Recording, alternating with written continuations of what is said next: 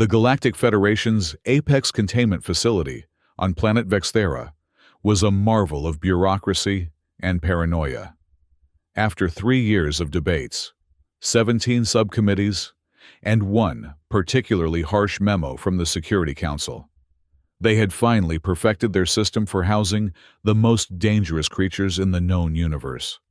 The facility stretched across 10 levels, each with 20 containment chambers equipped with state-of-the-art suppression technology, electromagnetic barriers, neurological inhibitors, and biosignature dampeners.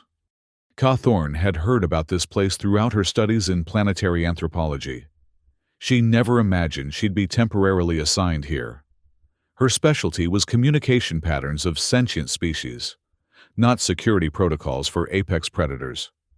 Yet, here she was, following Dr. Nixara through the sterile corridors of Level 7, listening to the reptilian xenobiologist recite facility regulations in a voice as cold as the air filtering through the ventilation system. "Containment protocols are non-negotiable," Dr. Nixara said, scales glistening under the harsh lighting. "Each specimen is classified by threat level, regenerative capabilities, and documented kill counts. You are never to approach the containment fields without proper authorization." Ka nodded, her dark hair falling across her face as she made notes on her datapad. "What about observation periods? My research requires monitoring behavioral patterns over extended—" "Your research is secondary to facility security," interrupted Security Chief Grom, an imposing insectoid whose exoskeleton clicked with each deliberate step. "These aren't your typical research subjects. These are apex predators responsible for decimating entire settlements. They don't communicate. They hunt, kill, and consume." Committee Chair Zir, a gelatinous being whose translucent form rippled with disapproval, floated closer. "The Federation has spent considerable resources on this facility. We've lost 17 personnel in the last cycle alone. Your temporary assignment is merely a formality to satisfy the Xenobiology Research Act. You will observe, document, and leave. Nothing more." Ka resisted the urge to sigh. 3 representatives of 3 different species, united in their dismissal of her expertise. "I understand the security concerns," she said carefully. "But perhaps if we approach them with—" "They're not diplomats." "Miss Thorne," Zir interrupted, tendrils pulsating with impatience. "They're killing machines. The sooner you accept that, the safer you'll be." The tour concluded at the central monitoring station where dozens of screens displayed feeds from the containment chambers. Ka's eyes wandered across the images. A crystalline entity that seemed to bend light around itself. A mass of writhing tentacles that constantly reshaped. A cloud of purple gas that pulsed with electrical discharges. "Your access card is restricted to levels 3 through 7. Observation decks only," Grom said, handing her a slim identification card. "Night shifts are minimal staffing. Do not conduct any unauthorized examinations." That night, Ka couldn't sleep. The facility's climate control system hummed an irritating frequency that seemed to vibrate through her temporary quarters. She rose, pulled on her uniform, and decided to visit the observation deck. Perhaps some quiet documentation would settle her mind. The corridors were eerily silent at this hour, illuminated only by the dim emergency lighting. Ka swiped her access card at the Level 7 entrance and stepped into the monitoring hub. The night technician glanced up briefly before returning to his game of holographic chess. "Just doing some research," Ka explained, though the technician seemed utterly disinterested. She moved to a console and began scanning through the containment feeds. Most of the predators were dormant or engaged in repetitive behaviors, pacing, shifting forms, or simply floating in suspended animation. But when she reached Chamber 92, something caught her attention. The purple gaseous entity, VX92 Alpha according to the designation, was behaving strangely. Instead of its usual slow pulse, it was contracting rapidly, its color fading from vibrant violet to a dull lavender. The biosignature readings at the bottom of the screen were fluctuating wildly. "Excuse me," Kay called to the technician. "Something's happening in Chamber 92. The technician yawned. "That one's always unstable. Dr. Nixara increased the suppression field yesterday after it showed heightened activity." Ka frowned, studying the readings more carefully. "These patterns, they're not aggression signals. They look like distress indicators. I think it's dying." "Probably for the best," the technician muttered. "That one destroyed a mining colony on Rift Sand before they captured it. Killed over 200 settlers." Ka watched the creature's pulsations grow weaker. Something felt wrong. Not just the dying predator, but the casual disregard for a living being suffering. She had studied countless species across 17 systems, and one truth remained constant. Pain was universal, and so was fear.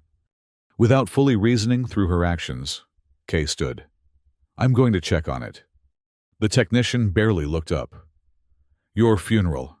Just don't override any containment protocols. I don't want to fill out the incident report."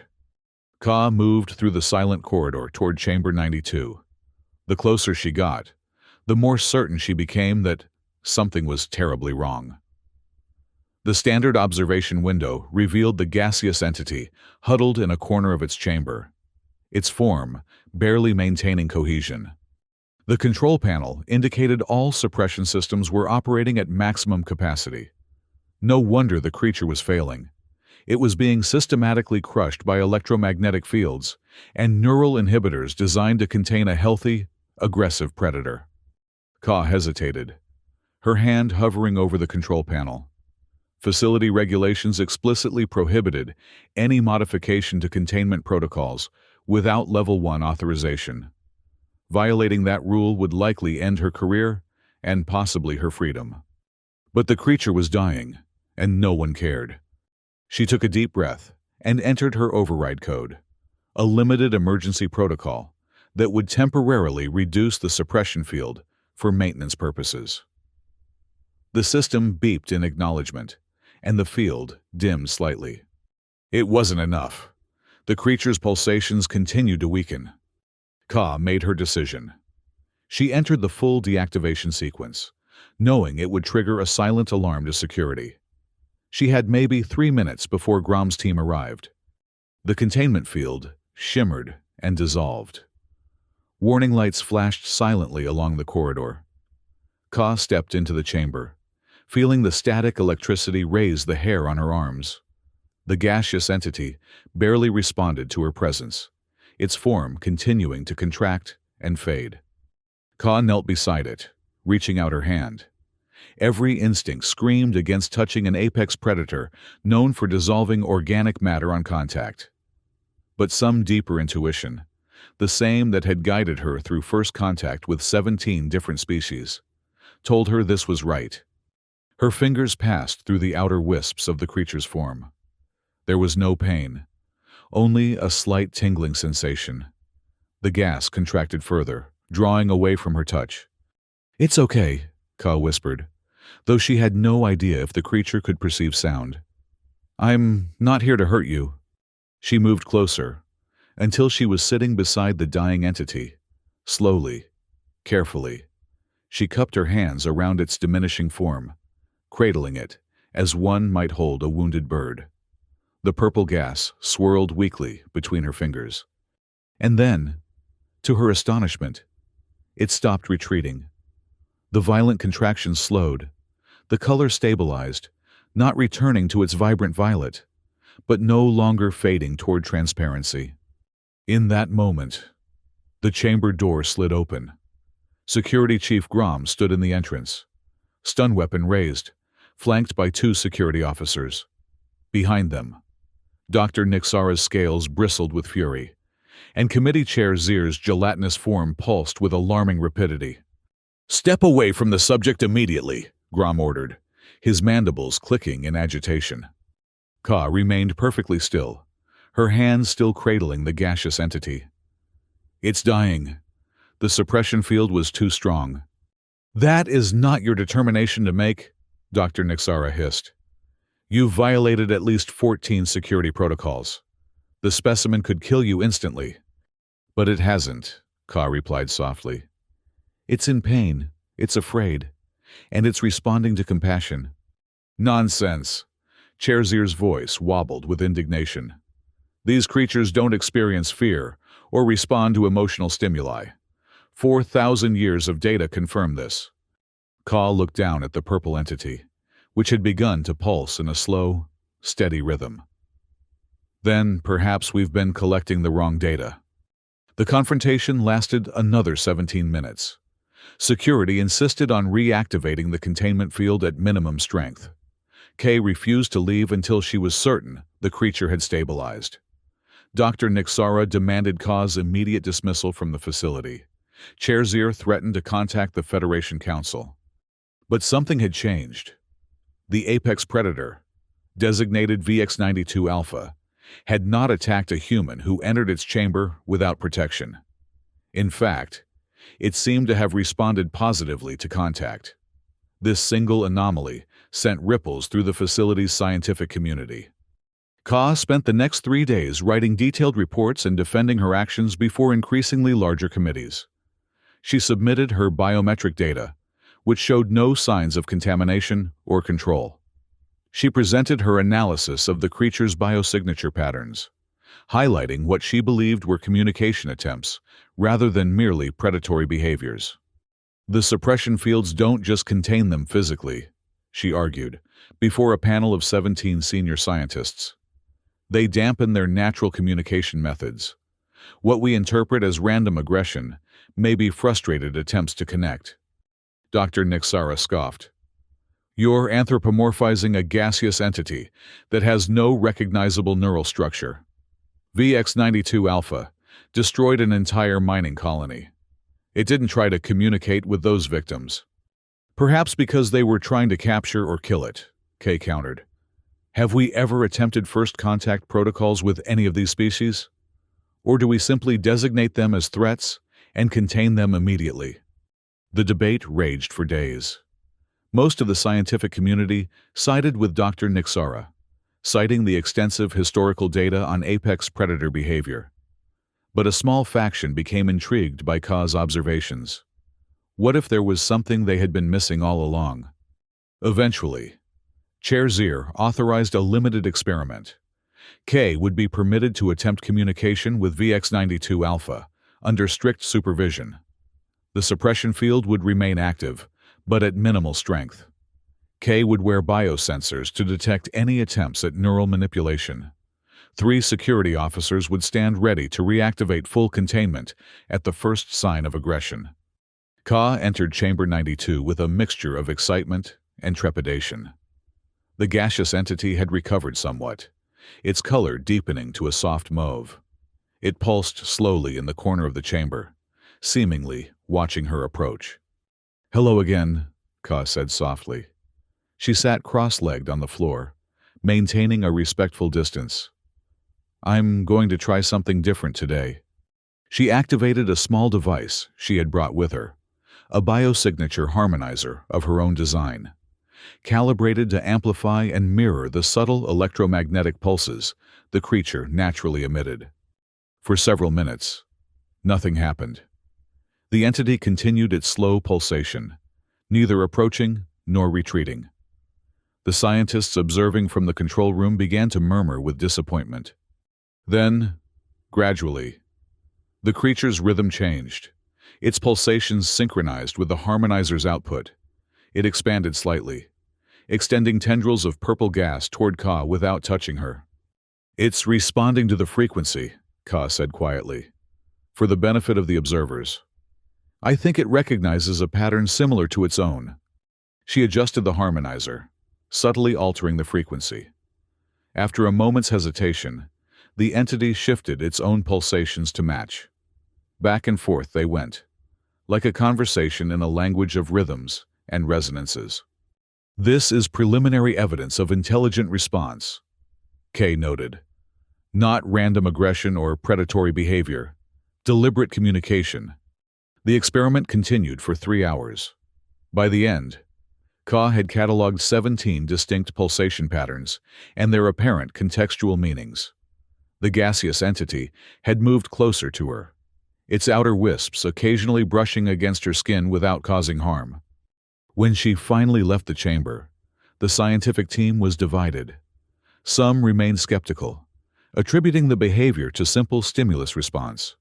Others were cautiously intrigued by the implications. Dr. Nixara caught up with Ka in the corridor. "Your experiment proves nothing conclusive," she said, her voice less hostile than before. "But it raises questions that merit further investigation." Coming from the rigid xenobiologist, this was practically an endorsement. Ka smiled. "Thank you, Doctor. That's all I'm asking for. The chance to question our assumptions." Over the next weeks, Ka expanded her research to include other specimens. Not all responded as VX92 alpha had. VX17 omega, a crystalline entity capable of manipulating gravitational fields, became agitated when Ka attempted communication, forcing an emergency reactivation of its suppression field. VX23 sigma, a shape-shifting mass that could mimic any organic form, showed interest, but no clear communicative intent. The facility's staff became increasingly divided. Security Chief Grom remained adamantly opposed to any reduction in containment protocols. "One anomalous specimen doesn't invalidate thousands of years of documented predatory behavior," he insisted. "These creatures are classified as apex predators for a reason." Chairzier worried about the political implications. "If word gets out that we've been imprisoning potentially sentient beings without due process, the diplomatic fallout could damage Federation relations with 17 different systems." Dr. Nixara found herself in the uncomfortable position of questioning her own scientific assumptions. "I've spent my career studying these creatures as purely instinctual predators," she admitted to Ka during a late-night analysis session. "The possibility that they possess higher cognition is unsettling." "Science evolves," Ka replied gently. "Sometimes our greatest discoveries come from being willing to be wrong." The breakthrough came unexpectedly, during what should have been a routine observation session with VX47 Alpha, a telepathic predator captured after it induced mass hallucinations throughout an entire space station, causing several deaths as panicked crew members spaced themselves. Ka was attempting to establish a baseline for telepathic communication when the containment field suddenly fluctuated. Alarms blared throughout the facility as VX47 Alpha pushed against its electromagnetic barriers, causing ripples of distortion. "Full lockdown!" Security Chief Grom's voice echoed through the communication system. "All personnel evacuate Level 4 immediately." Ka watched in horror as the containment field around VX47 Alpha collapsed. The creature, a swirling darkness that seemed to absorb light, expanded rapidly, tendrils of shadow extending through the chamber and into the corridor beyond. Emergency protocols activated. Blast doors began to close, sealing off sections of the facility. Ka found herself trapped in the observation room adjacent to Chamber 47, separated from evacuation routes. Through the observation window, she could see VX47 Alpha expanding further, its darkness spreading like ink through water. Security officers fired suppression pulses into the mass, but the creature simply absorbed the energy, growing stronger. Ka's mind raced. Conventional containment had failed. Security measures were ineffective, but perhaps. She activated her communicator. "This is K. Thorne. I'm outside Chamber 47. I want to try communicating with it." "Negative," Grom's voice crackled with static. "The subject has breached primary containment. We're initiating purge protocols." "Wait," Ka pleaded. "Give me 3 minutes. If I fail, proceed with the purge." A tense silence followed. Then Chairzier's voice. 3 minutes. Miss Thorne. Not 1 second more." Ka took a deep breath and entered her emergency override. The door to Chamber 47 slid open, revealing the expanding darkness beyond. She stepped through, feeling the cold emanating from the creature like a physical force. I'm not here to hurt you, she said, hoping the telepathic entity could perceive her thoughts as well as her words. I want to understand. The darkness paused in its expansion. Tendrils of shadow hovered in the air, seemingly evaluating her. Ka felt a pressure in her mind, like fingers gently probing her consciousness. She didn't resist. Instead, she opened her thoughts, projecting images of her previous communication with VX-92 Alpha, her theories about misunderstood intentions, her belief that these beings were more than mindless predators. The pressure in her mind increased. Behind it, she sensed something vast and ancient, a consciousness so alien that her human mind could barely comprehend its edges. But within that alienness, she recognized emotions, confusion, fear, anger, and loneliness. Ka moved closer to the center of the darkness, where a dense core pulsed like a heart of shadow. She reached out, not with her hand, but with her mind, offering connection rather than containment. The darkness contracted suddenly, concentrating around her. The observation room went pitch black as all light was absorbed. In the control room, monitors fizzled into static. "We've lost visual!" someone shouted. "Initiate purge now!" "Wait!" Dr. Nixara's voice cut through the chaos. "Biosignature monitors are still active. Thorne's vital signs are stable. She's not under attack." Within the darkness, Ka stood perfectly still. The telepathic pressure had become a presence, enveloping her mind as the physical darkness enveloped her body. She felt no fear, only a profound sense of communication, deeper than words, more direct than any language. And then, as suddenly as it had expanded, the darkness began to recede. It contracted around its core, resuming its original form within the chamber. The lights flickered back on, revealing Ka standing unharmed in the center of the room. She turned toward the observation window, where security officers and scientists stared in disbelief. "It was defending itself," she said quietly. "It thought the fluctuation in the containment field was an attack." Before anyone could respond, a sound filled the chamber, not heard with ears, but felt within the mind of everyone present. A single word, transmitted telepathically with such clarity that even those without psychic sensitivity could perceive it. "Thank you." The facility erupted into chaos. Security protocols demanded immediate isolation and study of both Ka and VX-47 Alpha. Scientific protocols required exhaustive documentation of the unprecedented communication. Administrative protocols triggered 17 different emergency committees. Ka found herself confined to a medical observation room, subjected to endless scans and tests to ensure she hadn't been compromised. Dr. Nixara personally oversaw the examinations, her scientific curiosity overriding her previous skepticism. "Your neural patterns show no signs of manipulation," she reported, after 3 days of tests. "But they do show something interesting. Heightened activity in regions associated with empathic response and cross-species communication." "I told you," Kay said, fighting exhaustion. "They're not mindless predators. They're intelligent beings with their own forms of communication. We've been interpreting their attempts to connect as aggression." "Perhaps," Dr. Nixara admitted. "But that raises disturbing questions about our containment protocols. If these are sentient beings with rights under Federation law..." She didn't need to finish the thought. If apex predators were reclassified as sentient beings, the entire facility would be deemed an illegal detention center. Thousands of security and scientific personnel would face charges. The political ramifications would extend throughout the Federation. Cherzier was particularly troubled by this possibility. "We cannot simply release these creatures," they insisted during an emergency meeting of the facility's leadership. "Regardless of sentience, they have demonstrated destructive capabilities. The mining colony destroyed by VX-92 Alpha contained over 200 Federation citizens." "I'm not suggesting release," Kay clarified. I'm suggesting communication, understanding. We need to learn why these incidents occurred. Was VX-92 Alpha attacking randomly, or was it responding to a perceived threat? Security Chief Grom chittered with frustration. You're suggesting we ask the killer for its side of the story?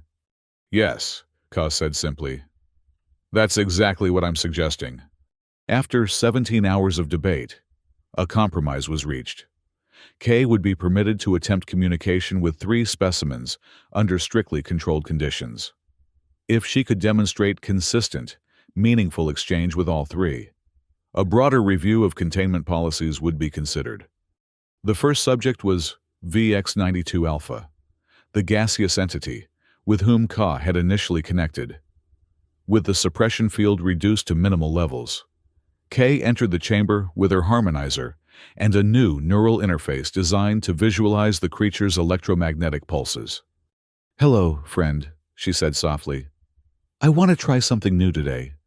She activated the interface, which projected a holographic representation of the entity's pulsation patterns.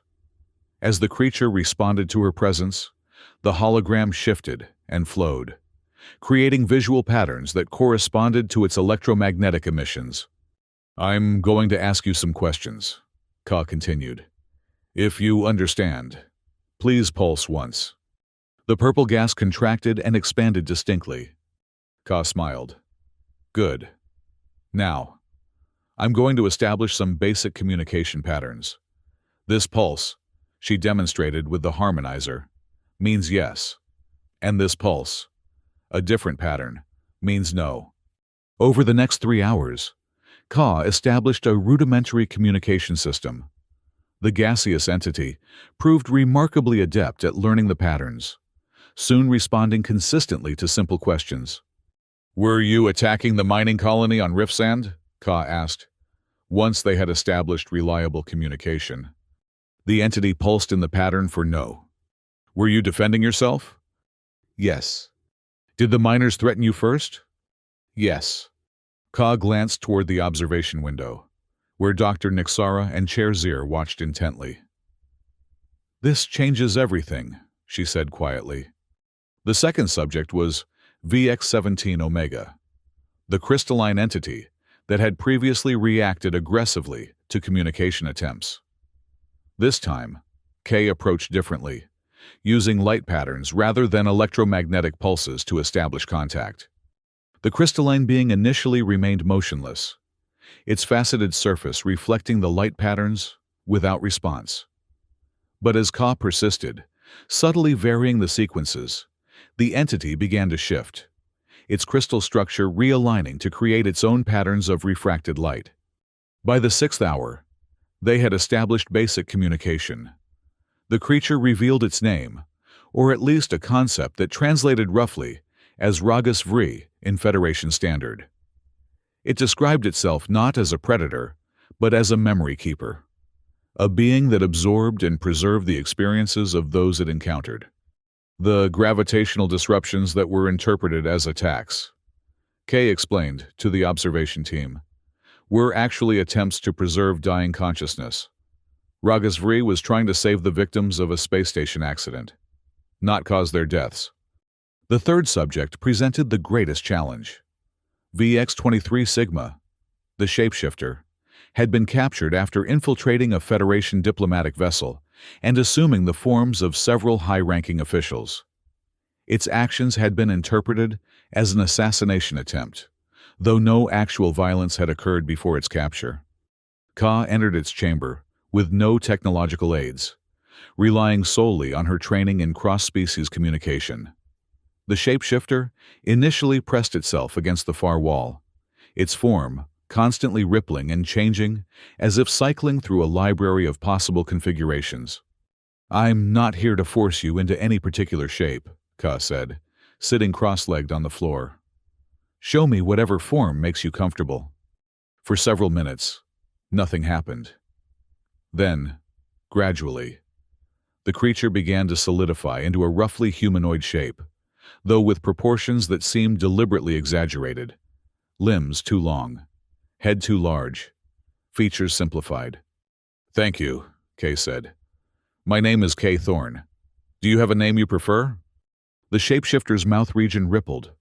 No sound emerged, but its body shifted subtly, forming patterns across its surface that Ka recognized as a form of visual language. Fexmiran, she translated aloud, for the benefit of the observers. Your name is Fexmiran. The creature nodded, the movement slightly too fluid to be human. Over the next 7 hours, Ka learned Fexmiran's story.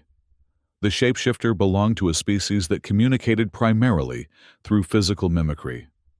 It had boarded the diplomatic vessel not to assassinate, but to establish contact, assuming the forms of officials it observed in an attempt to communicate respect and recognition. They weren't infiltration attempts, Ka reported afterward. They were formal greetings in Fexmiran's cultural context. Taking someone's form is the highest compliment in their society. It means you find them worthy of emulation. By the end of the 3-day communication trial, Ka had compiled extensive documentation on each creature's language, culture, and perspective. The evidence was compelling. These weren't mindless predators, but intelligent beings with complex societies and communication systems, utterly foreign to Federation understanding. A special committee was convened, including representatives from 17 Federation species. Ka presented her findings, supported by Dr. Nixara, whose scientific skepticism had transformed into cautious advocacy after witnessing the communication sessions firsthand. These beings have been misclassified, Ka concluded her presentation. Their actions, which we interpreted as random aggression, were attempts to communicate or respond to perceived threats. We've been imprisoning sentient beings without trial, subjecting them to conditions that amount to torture under Federation law. The debate lasted for days. Security experts, led by Chief Grom, warned of the dangers of relaxing containment protocols. Political representatives, including Chair Zir, worried about the legal and diplomatic implications. Scientists argued over the validity of Ka's communication methods and the interpretation of the creature's responses. The turning point came unexpectedly. During a particularly heated exchange, the facility's power briefly fluctuated, a minor technical glitch that would normally go unnoticed. But in that moment, with the suppression fields temporarily weakened, VX-47 Alpha, the telepathic entity, broadcast a single, powerful message that reached the minds of everyone in the committee room. Ask us. The simple plea, felt, rather than heard, silenced the debate instantly. It was impossible to dismiss as a random event or misinterpretation. It was clear, intentional communication from a being that had been classified as a mindless predator. In the shocked silence that followed, Ka spoke softly.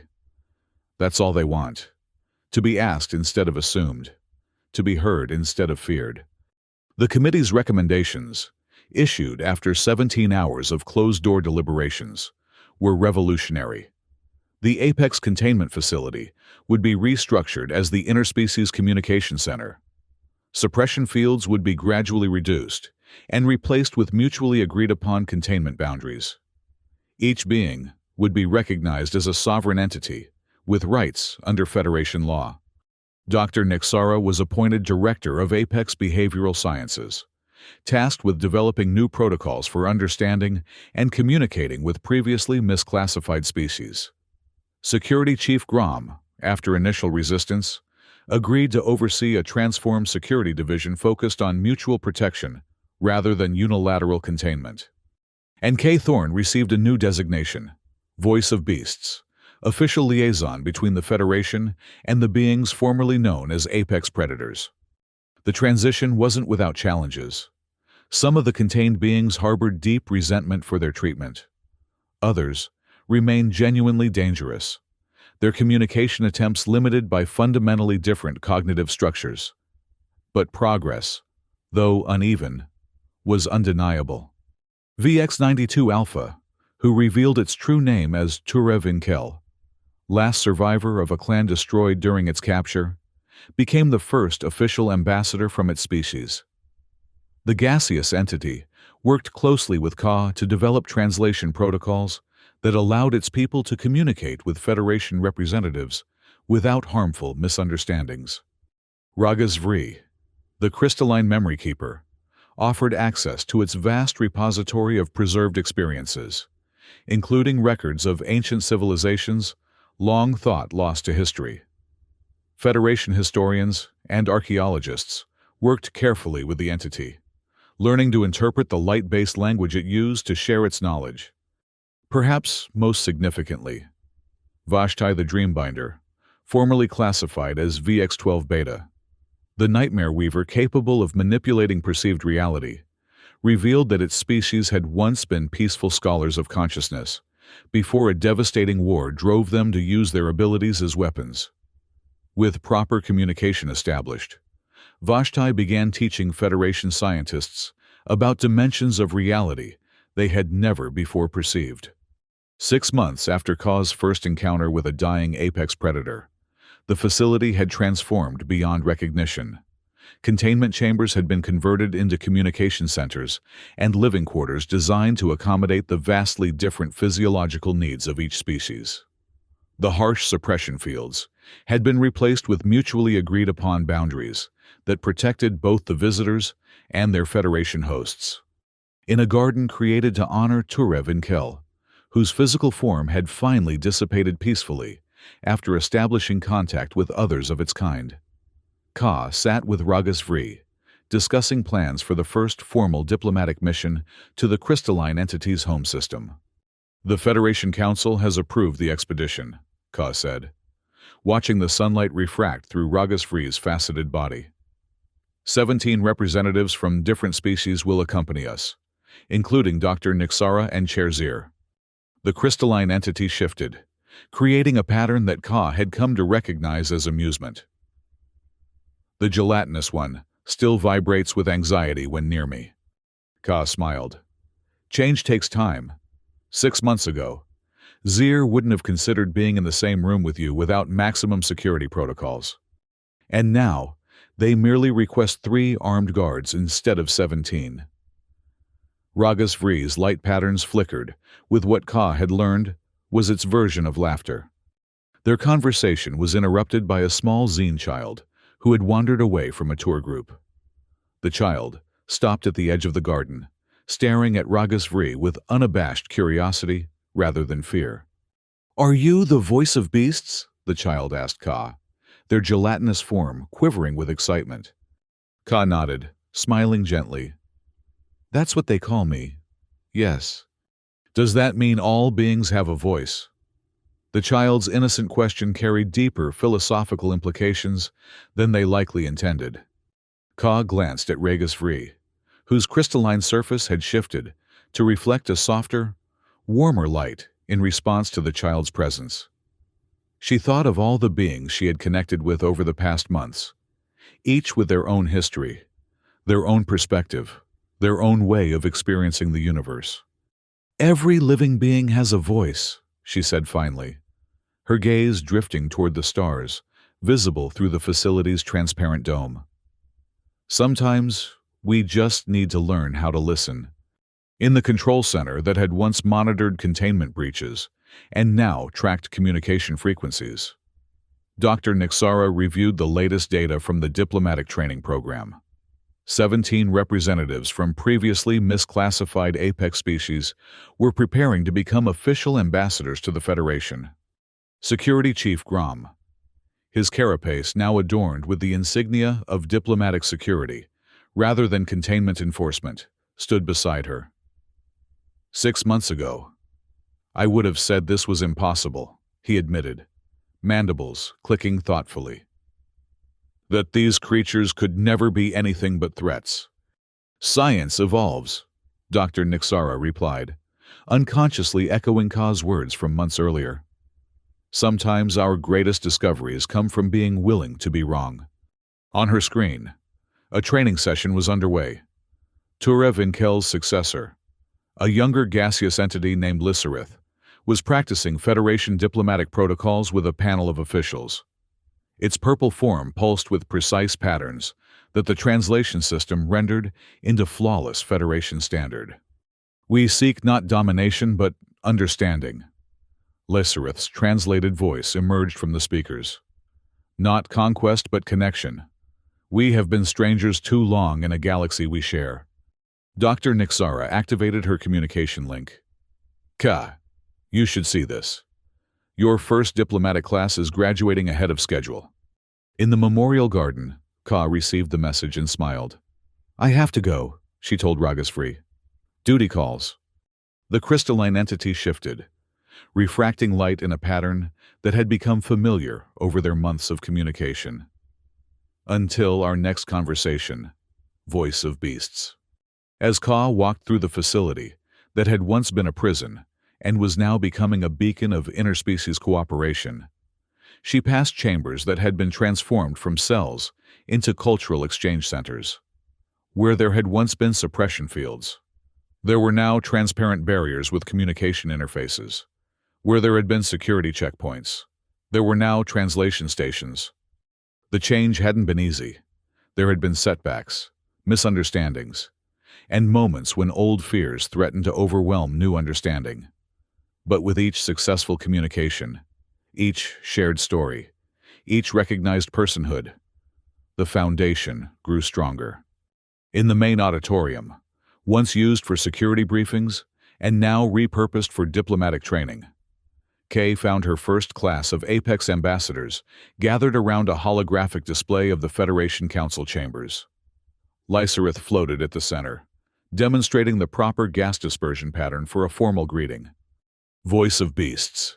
The entity acknowledged Ka's arrival, its translated voice carrying a warmth that transcended its alien nature. We were just practicing our presentation for the Council next week.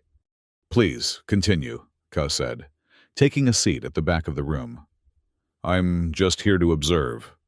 As she watched these beings, once feared as the most dangerous predators in the galaxy, carefully learning the protocols of peaceful interaction, Ka felt a profound sense of vindication. 6 months ago, she had made a choice to reach out instead of retreat, to cradle instead of contain. That single act of compassion had cascaded into a transformation that would eventually reach across 17 systems and beyond.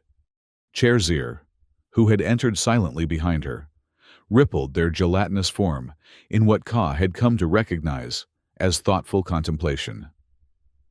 The Federation Council is still divided on the broader implications, they said quietly. Some fear this is merely the beginning of a more sophisticated infiltration. And what do you believe, Chair Zir? Ka asked. Genuinely curious about the administrator's evolution of thought, Zir's form undulated slowly. I believe that in 4,000 years of containment, we never once asked them who they were. That failure of imagination is more dangerous than any apex predator. On the presentation floor, Fexmiran had assumed a form that combined elements of 17 different Federation species, a visual poem expressing unity through diversity. The shapeshifter's surface rippled with patterns that the translation system interpreted as an ancient greeting from its homeworld. I see you. I become you.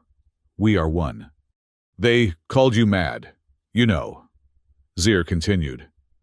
When you first suggested communication instead of containment, the Security Council wanted you removed from the facility immediately. Ka smiled slightly. And now? Now they're claiming it was their idea all along. Zir's form shimmered with what might have been amusement. Politicians are remarkably adaptive creatures.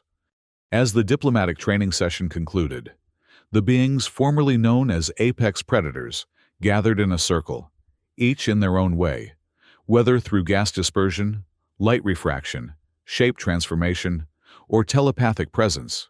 Together, they projected a unified message that required no translation. We were never beasts. We were always voices.